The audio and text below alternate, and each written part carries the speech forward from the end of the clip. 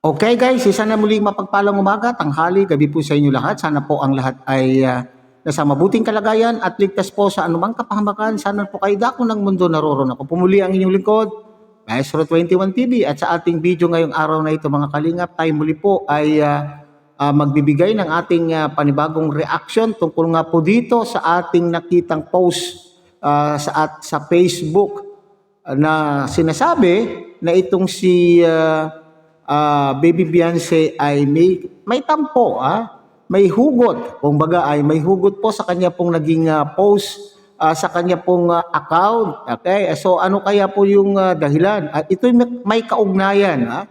Kaya yung iba na nakakakita o nakabasa na po sa kanya pong post sa kanyang FB account ay sinasabi ito ay may kaugnayan doon sa nangyari, doon sa naging live po ni Kalingap Edu kung saan po ay siya po ay nagkokomento po roon pero napagkamalan po siya ay isang baser. At ultimo nga pong itong si Papa Eds mga Kalingap ay hindi naniniwala na ito po yung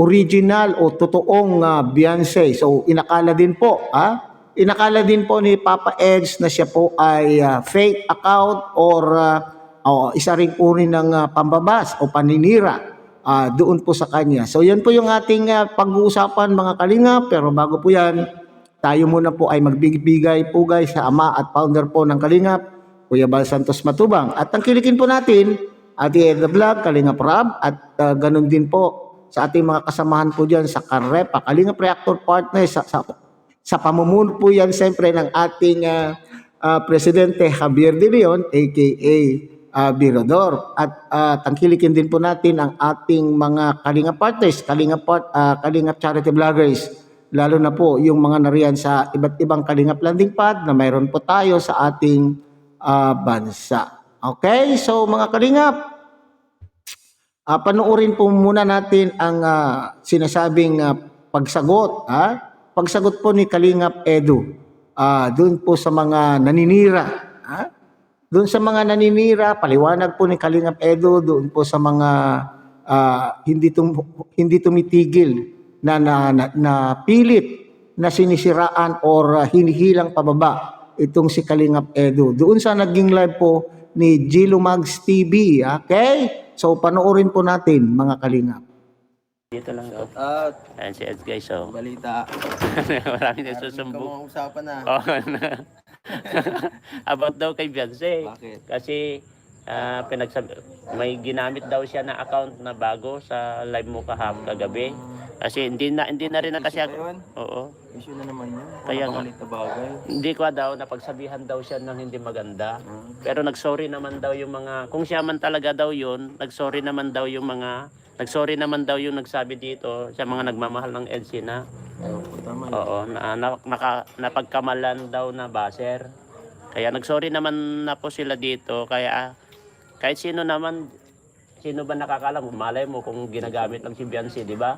Totoo yan. Kasi mayroon magtiwala sa mga bagong account na kung ano-ano. Oo. At wala kang patunay na siya yan, di ba? Oo, yun yung sabi ko nga. Huwag natin palakin yung mga bagay na hindi naman masyado napakalit na bagay. Oo. Sa totoo lang kasi guys. Tayong kailangan gawin ngayon, hindi mga ganyan. Oo, ayan. Tulungan. Kaya nga. Mag-focus sa mga ganon, sa pag-anniversary, yan ang natin po.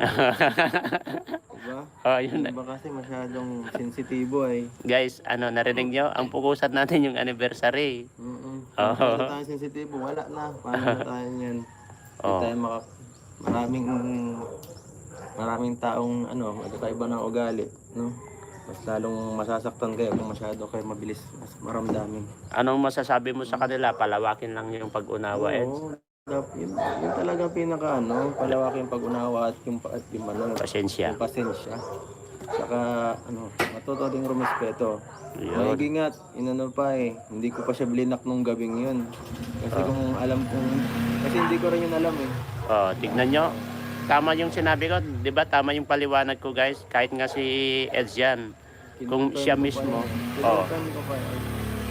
Tignan nyo. Tapos ang dami nagpapaano ng chismis kung ano sa Facebook. Di ko na lang pinapansin kasi wala naman matutulog pagka pinansin. Oo. Bayaan mo na lang yun, Ed. Mga negatibo lang naman yun. Importante, focus ka sa future, Yes. sa mga magandang ginagawa mo lagi. Dami naninira talaga ngayon. Pag ganito, ewan kung anong mga motibo niyan. Kaya, Ang binabayaran na di mo maintindihan. baka may nagsasahod sila.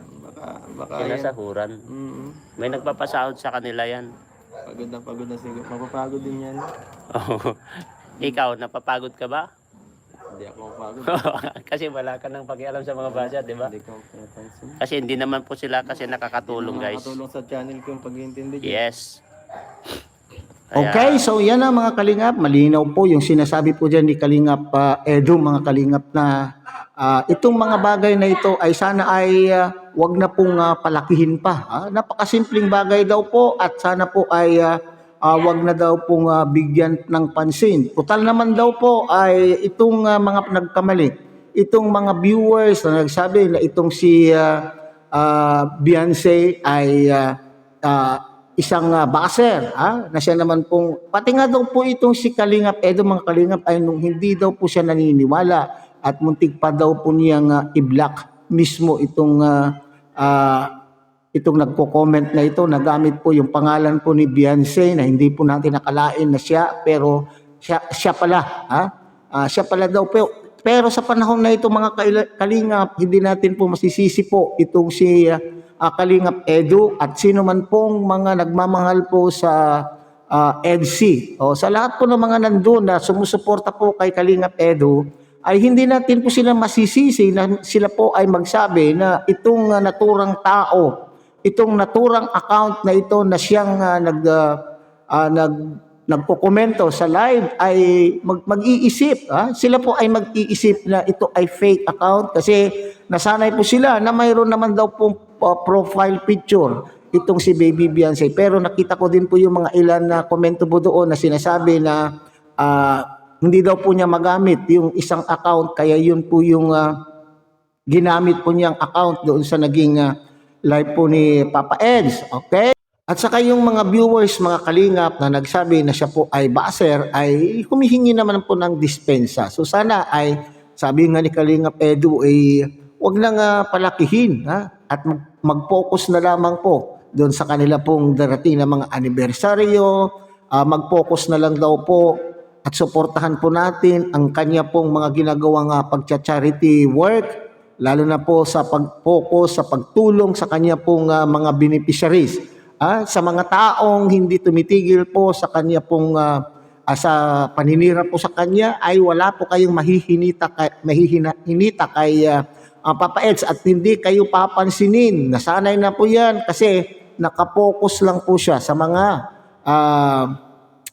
charity works po niya, yung pagtulong sa kanya pong beneficiary. Alam po naman po ninyo na marami siyang kabataan din. Gaya po ng kanyang pinsan na si Kalingap Rab, ay marami din po siyang mga estudyante na tinutulungan. So, manigas na lang po ang mga naninira po dyan. Kasi ang kanya pong focus ay yung pagtulong, hindi yung katayo ng mga mapanirang mga taga-suporta. Okay? So, muli, tangkilikin po natin ay ang mga lahat ng upload po ni Kalingap Edu at sana itong mga naninira na ito ay tumigil-tigil na rin po. So hanggang dito na lamang po tayo mga Kalingap. Muli, tangkilikin po natin Kuya Bal Santos Matubang, Ate Edna Vlog, Kalingap Rab at muli pinapakiusapan po kayo na sana po ay inyo rin pong tangkilikin ang munting channel nito sa pamamagitan po ng pagbibigyan nyo ng like, share, and subscribe at tuloy pindutin na rin po ang notification bell at nang sa ganun tayo pa rin po ay magkita-kita at magsama-sama sa susunod pa pong mga reaction videos na ating gagawin. Muli isang mapagpalang umaga, tanghali, gabi po sa inyo lahat. Mabuhay po kayo at God bless everyone.